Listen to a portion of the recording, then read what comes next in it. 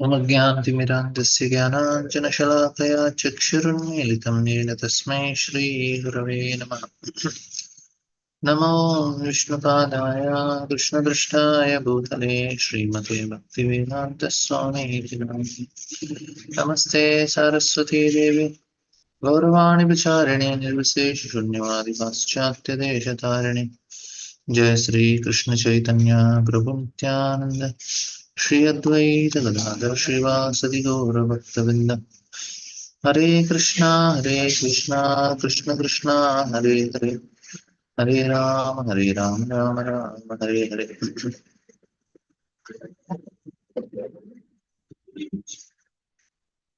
So there is a certificate of maturity in the school of life. What Krishna makes arrangement is he want to see that we are growing mature. That means the same experience we have to go through again and again to learn certain lessons. This is one of the most important aspect we have to learn. As it's not that life is going to be smooth, and they don't want, like we discussed previously, if a child is given always sweets, his digestion will get spoiled. He needs some karela also, some this also, some that also. So in that way he will slowly grow and he will become mature. So when devotees ask Vishan Mahagne Purushartha Darshanat, and Kunti is praying, she is telling, oh Krishna, she consciously refers to Krishna as Vibhu. So that means you are always with me in every situation. This is our uh, trust in Krishna. It was you who were protecting me and saving me. So this is very important understanding for all of us, that Krishna is always there to protect. There are two categories of people: the grateful and the blind. The former thinks of God in happiness and distress.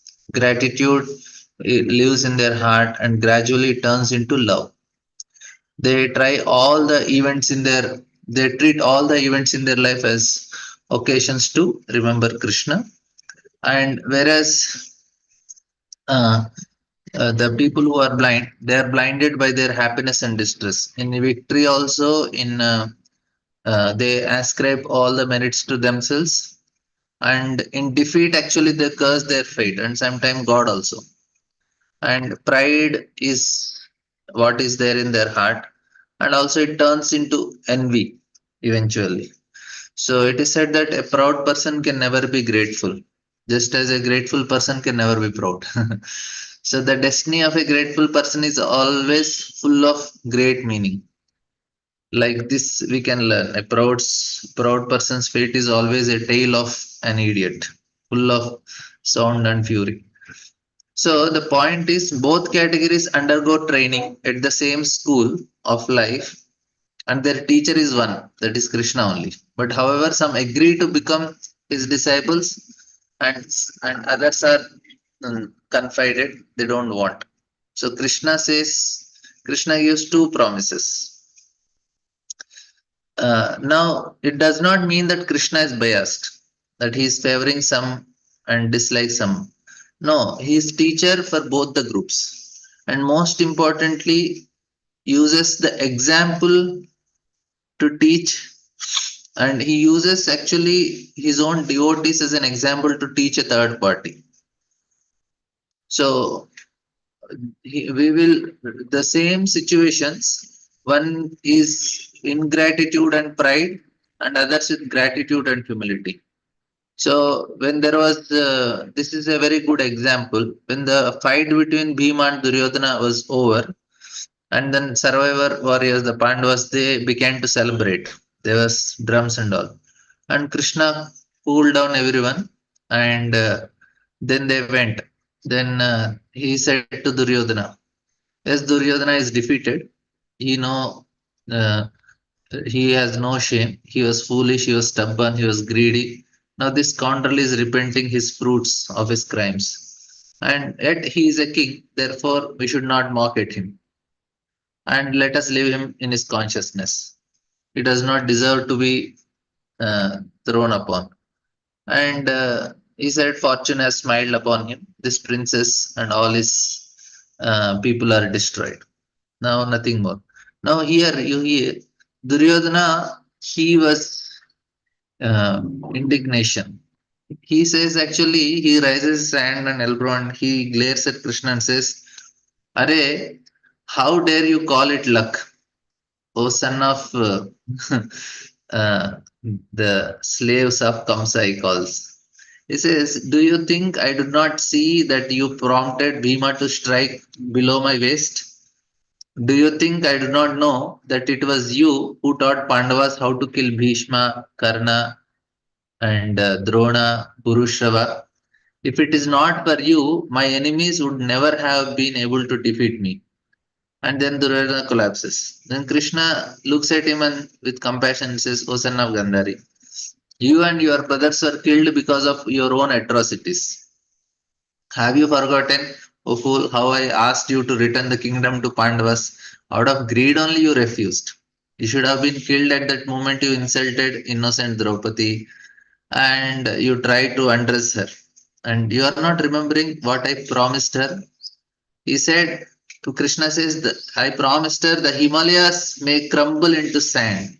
The sky may fall to the ground. The oceans may dry. Sooner than I break my words, I promise you that all who have offended you will fall bleeding to the ground.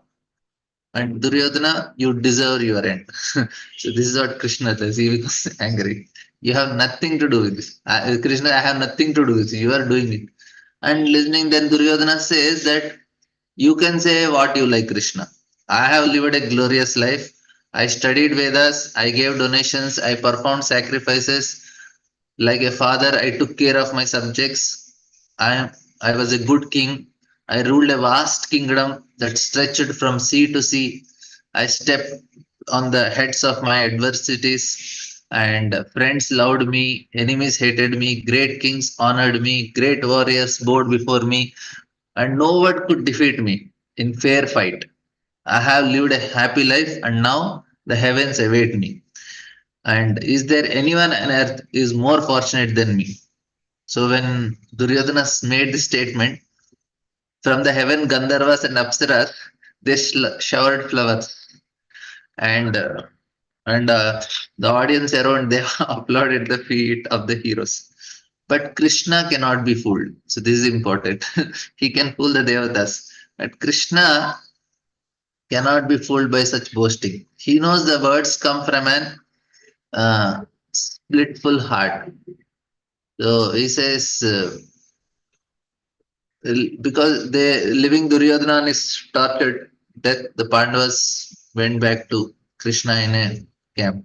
Now, the point here is that people may still have that attitude, they can never become mature. Duryodhana did so many atrocities, Duryodhana did so many mistakes, but still he's not repenting for his mistake. He's not accepting only. This is the demoniac mentality. He insulted Draupadi. He tried to kill the Pandavas for no reason. And if you see, Duryodhana from the childhood, he was living in the palace only. But when Pandavas were staying in palace, he could not bear it.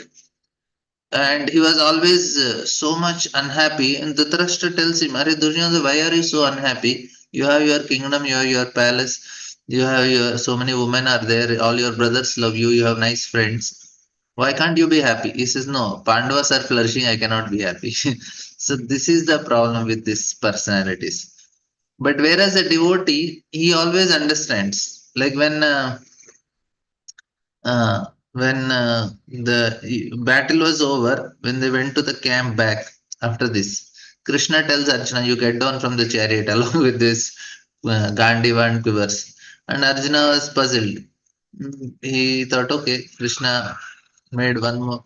And Arjuna, as soon as Arjuna came down, Krishna also jumped from it, and immediately the chariot burnt into flames, and within seconds, everything became a pile of ashes and smoke.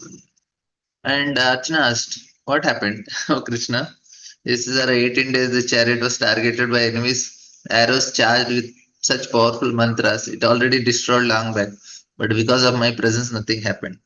So now, uh, Arjuna, he was very grateful. And he said, and one nice statement Krishna tells that Arjuna, uh, when I came to you before the battle, when I arrived at Virata's place, that time Pandavas at Virata's place, Arjuna greeted with this word to Krishna. And he says, Krishna says, I never forget what you said to me that time. He said, Oh Keshava, you are my brother, my best friend. Truly, you are dear to me than anyone else in this world. I dedicate my life to you, and no one else can protect me. And Krishna says, I said, I promise you, O Partha, not a single hair will fall from your head. And I have kept my words. So then the tears of gratitude comes from the eyes of Arjuna and all the Pandavas also. And they know that Krishna always keeps his words. Kaunteya pratijanehi name bhakta pranashyati. O son of Kunti, declare boldly that my devotee will never perish. So this is what Krishna wants. He says, you come to me, and this gratitude should be a sadhana. So God is behind everything. In the case of his devotees, he personally fulfills their desires, personally disrupts their plans also. Both Krishna only does disruption of plans and fulfilling our desires. He personally takes care of them, helping them to come to him faster. And they usually live a hard life, but gratitude in their heart, it grinds away all the sufferings that they have endured, and it transforms into love. So all the sufferings are granted by the gratitude. There's no problem, Krishna, if you want this. So persons who possesses pride like Duryodhana, who rely on their strength, and God is of very little interest for them. They do not want to oblige to that anyone. And God also turns away from them as a reciprocation because they don't want, and leaves them in care of their this loss of nature, which is impassive. And for many seems to for actually fortune may seems to smile upon them, but their pride is swelling, and they near their inevitable end also. So the laws of karma, they work in a very specific way. So wherever there are pride, so people are proud of their beauty, ability, strength, wealth, learning, and then ultimately it turns to the source of their suffering only. They don't understand this. All these things which they are proud of, which is causing them, because the proud makes plans for happiness which are doomed to collapse, leaving them to the curse of their destiny. The pride them actually turns into suffering and anger. Now there are another category of people. We have discussed two categories: Arjuna category and Duryodhana category. But there is another category which we all come. We are in between. Like this is a majority of population. We have like Duryodhana like mentality. Sometimes we rejoice in our victory and we grieve in our defeat.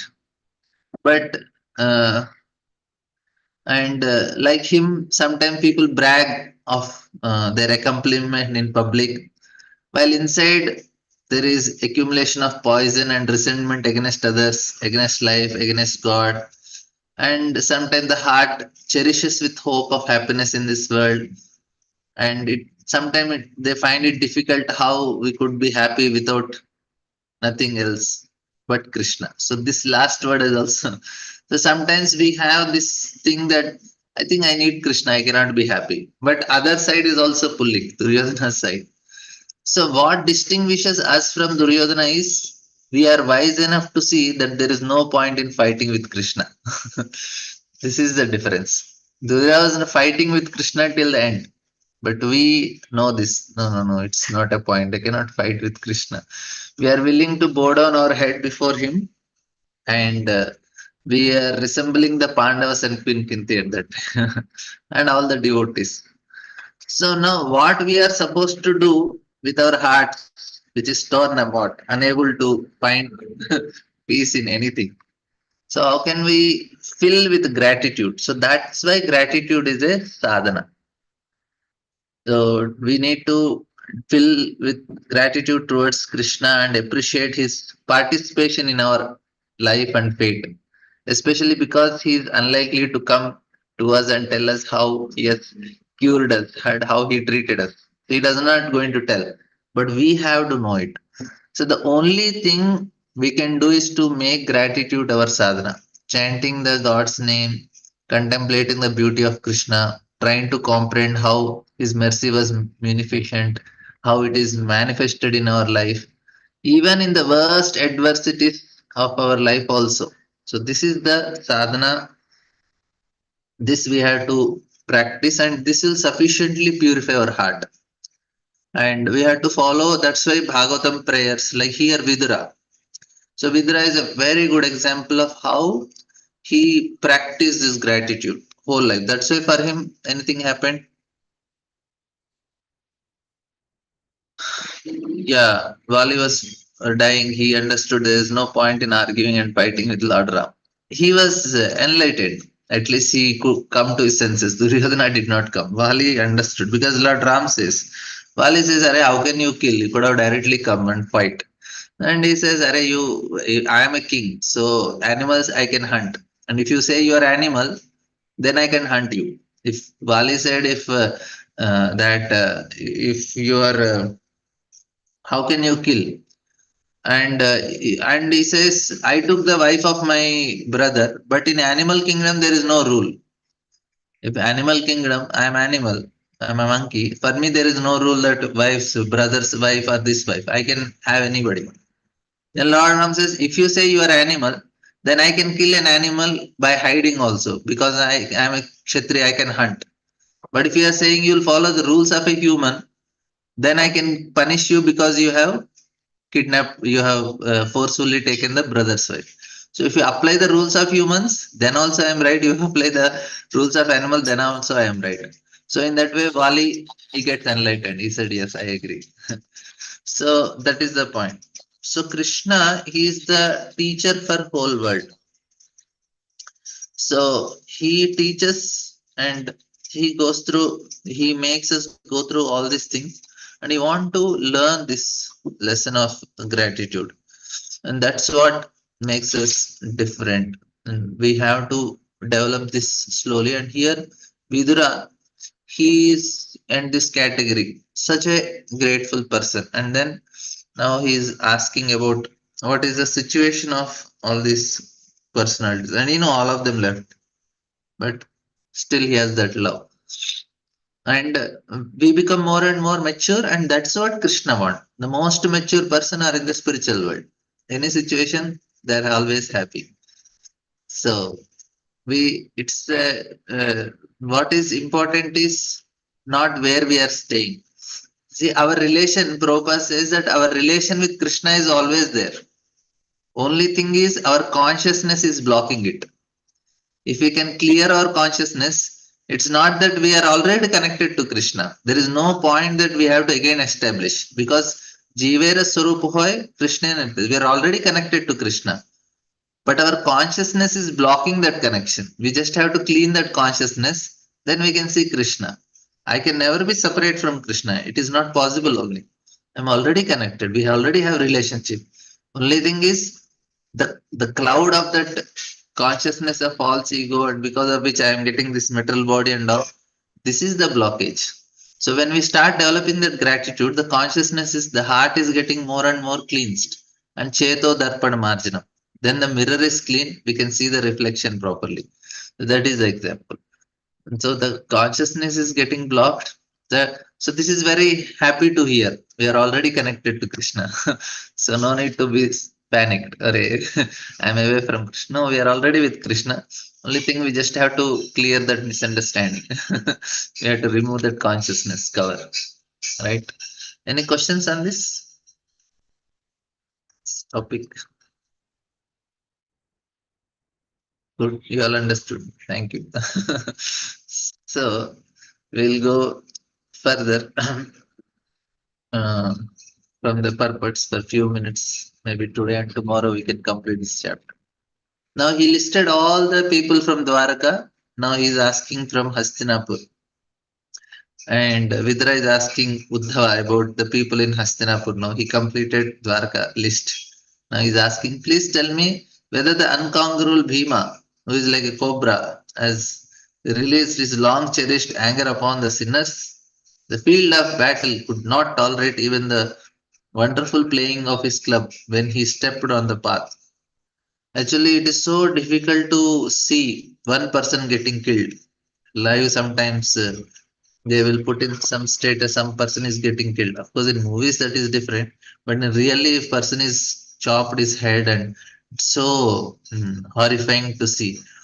But these warriors, na, they just kill not in one, two, they can kill in thousands and still they can be cool. I was thinking, what is this? Like some person kept status that they were showing some radicals, they were killing one person. No, in the public, they were there, everyone, and one person took the knife and he chopped his head. Seems so horrifying. I said, why did he keep that video as a status? Then I was thinking, what is this Kshatriyas doing? They kill left, right, center, and not even one, two. They kill in thousands. They just chop the heads. And Bhima, when he gets down, he kills elephants and he kills horses, he kills chariots and soldiers, and in thousand. And Bhishma took a the his target was 10,000 soldiers every day. Can you imagine how much horrifying it must be? It's all full of blood and all heads severed and so. And here, interestingly, Vidra is saying the battlefield could not tolerate even a wonderful playing of his club.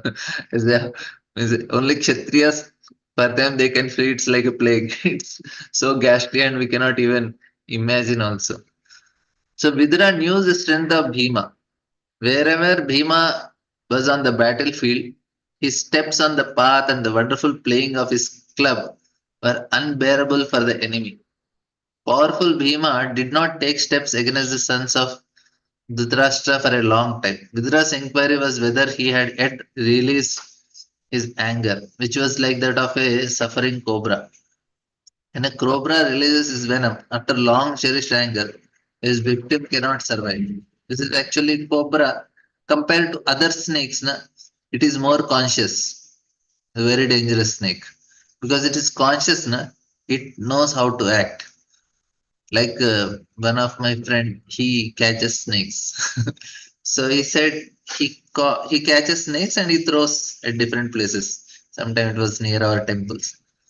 So one time unknowingly caught cobra snake. It's small one. He catches small and he throws. He caught a small and they keep in the bottle. And when he was just trying to touch, it was so aggressive. It could not tolerate that they are binding him. So this cobra is compared to other snakes. This is very aggressive snake.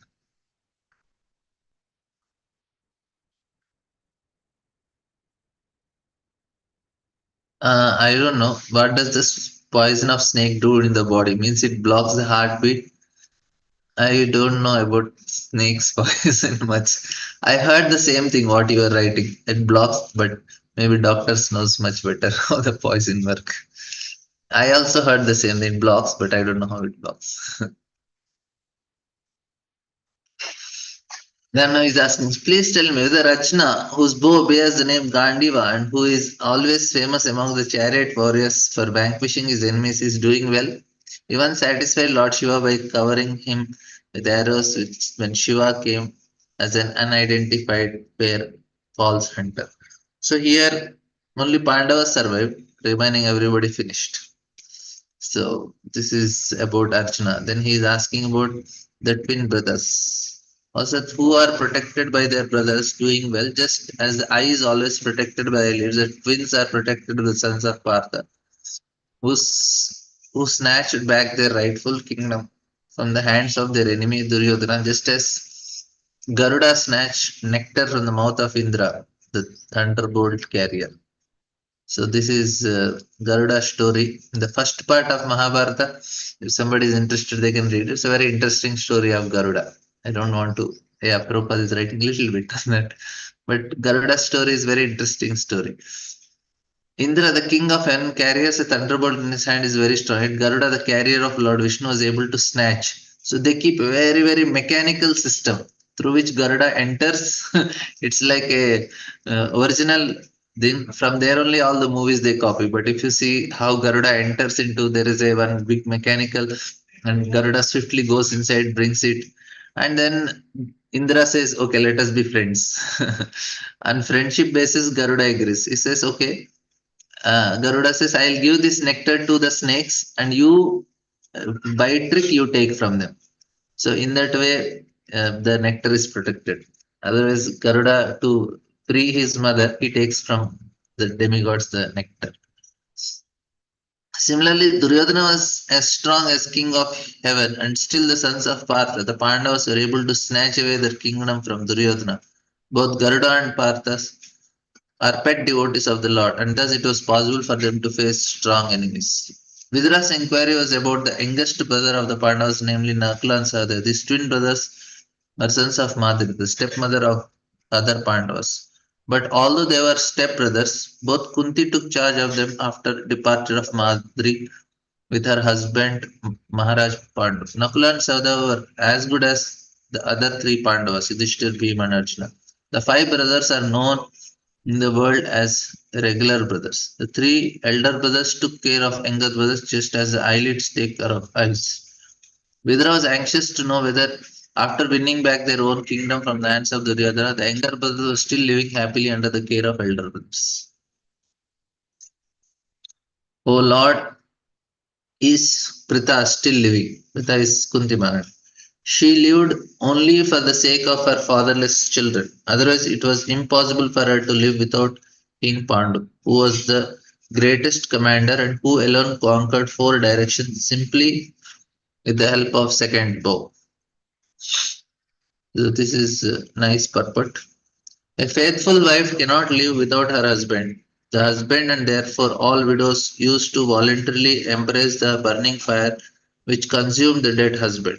This system was very common in India because all the wives were chaste and faithful to their husbands. Later on, the advent of age of Kali, the wives gradually began to less adhere to their husbands, and the voluntary embracing of fire by the widows became a thing of past. Very recently, the system was abolished since the voluntary system has been a forcible social custom. When Maharaj Pandu died, both his wife, namely Kunti and Madri, were prepared to embrace the fire, but Madri requested Kunti to live for the sake of younger children, the fine Pandavas. This was agreed to by Kunti at the earnest request of Vyasdev. In spite of her great environment, Kunti decided to live, not to enjoy life in the absence of her husband, but only to give protection to the children. This incident is referred to here by Vidura because he knew all the facts about his sister-in-law Kunti Devi. It is understood that Maharaj Pandu was a great warrior and that he alone, with the help of bow and arrow, could conquer the world's four directions. In the absence of such husband, it was almost impossible for Kunti to live or even as a widow, but she had to do it for the sake of five children.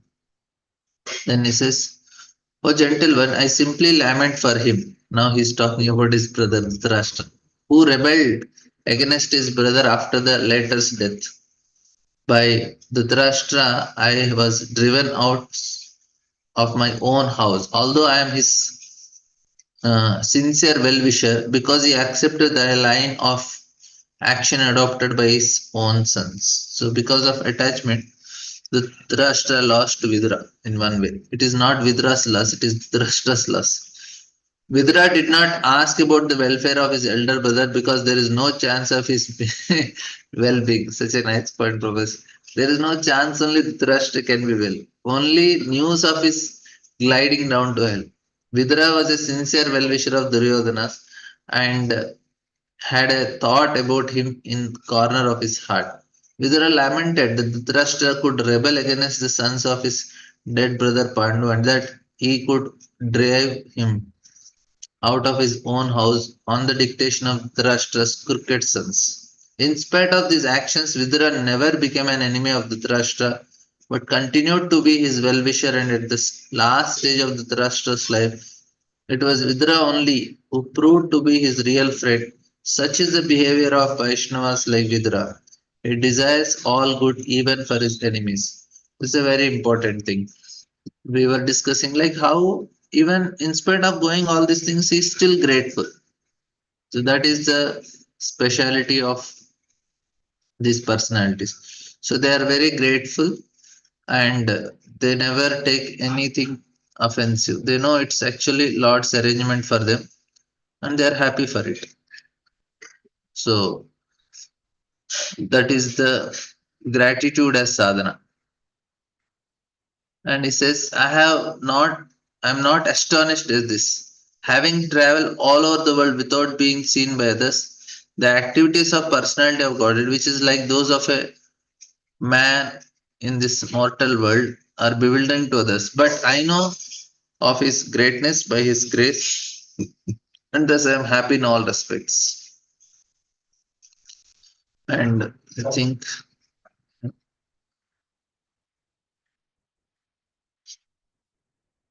uh, three more verses. This is although he was the brother of Dhritarashtra, Vidura was completely different. By the grace of Lord Krishna, he was not foolish like his brother, and thus his brother's association could not influence him. Dhritarashtra and his materialistic sons wanted to foolishly lord it over the world by dint of their own strength.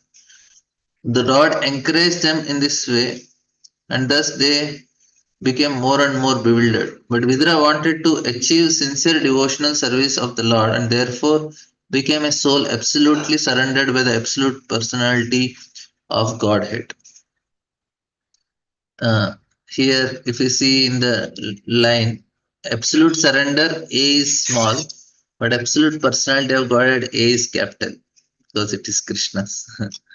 He could realized this in the progress of his pilgrimage journey, and thus he was freed from all doubts. Not at all sorry to be bereft of his heart and hearth and home, because he now has experienced that dependence on the mercy of Lord is the greatest freedom, that so-called freedom at home. A person should not be in the renounced road of life unless he is firmly convinced of being protected by the Lord.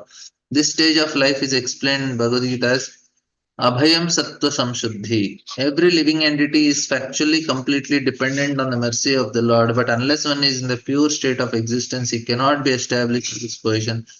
The state of dependence is called Sattva Shuddhim, or purification of one's existence. The result of this purification is exhibited in fearlessness. A devotee of Lord who is called Narayana Para is never afraid of anything because he is always aware of this fact.